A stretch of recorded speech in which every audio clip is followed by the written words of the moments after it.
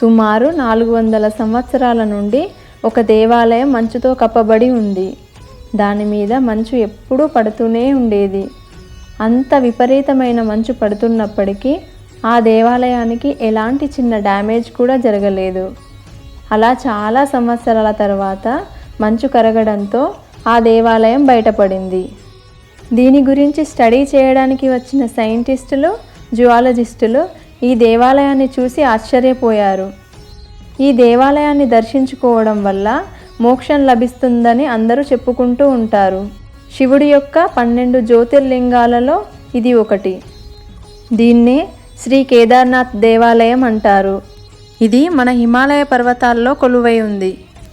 ఈ కేదార్నాథ్లో జరిగిన ఒక యథార్థ సంఘటన గురించి ఇప్పుడు తెలుసుకుందాం.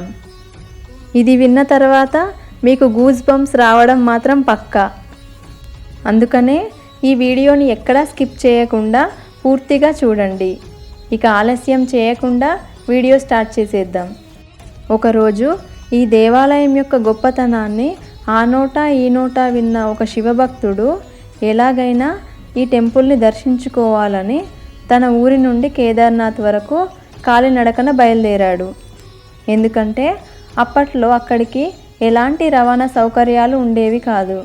అలా నడుస్తూ నడుస్తూ కొన్ని నెలల తర్వాత కేదార్నాథ్ చేరుకున్నాడు. ఆ భక్తుడు చేరేసరికి గుడి తలుపులు మూస్తూ బయటకి వస్తున్నారు పూజారులు.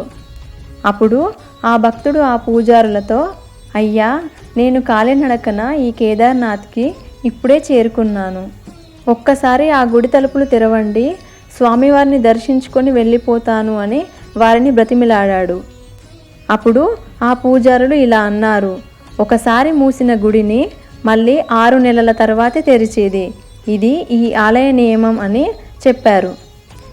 ఈ 6 నెలల్లో ఈ ప్రదేశమంతా కూడా విపరీతమైన మంచుతో కప్పబడి ఉంటుంది. ఎవరు కూడా ఇక్కడ ఉండకూడదు అని హెచ్చరించి అక్కడి నుండి వెళ్ళిపోయారు.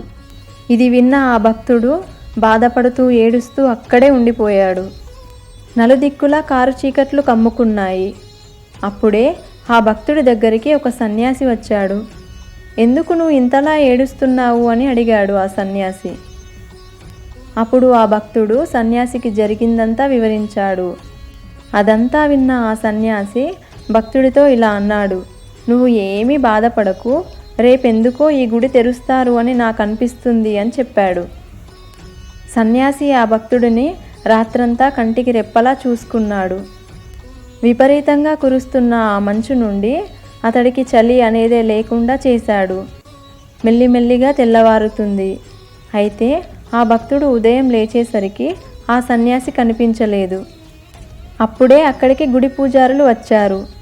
ఆ భక్తుడు ఆ గుడి పూజారులను చూసి, ఒకసారి మూసిన గుడిని మళ్ళీ 6 నెలల తర్వాతే కదా తెరిచేది, అప్పుడే వచ్చేసారేంటి అని అడిగాడు.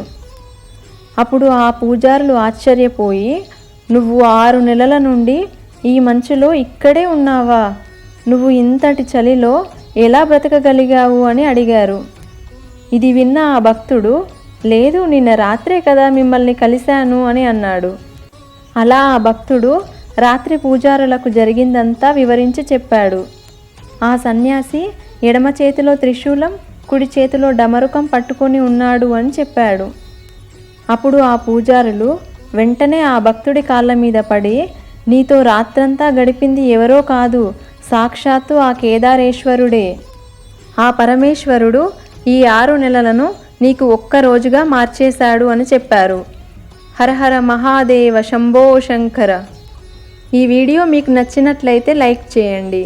మీ ఫ్రెండ్స్ అండ్ రిలేటివ్స్తో షేర్ చేయండి. ఇలాంటి మరిన్ని వీడియోస్ కోసం సుమక్క 369 ఛానల్ని సబ్స్క్రైబ్ చేసుకోండి. Thank you for watching.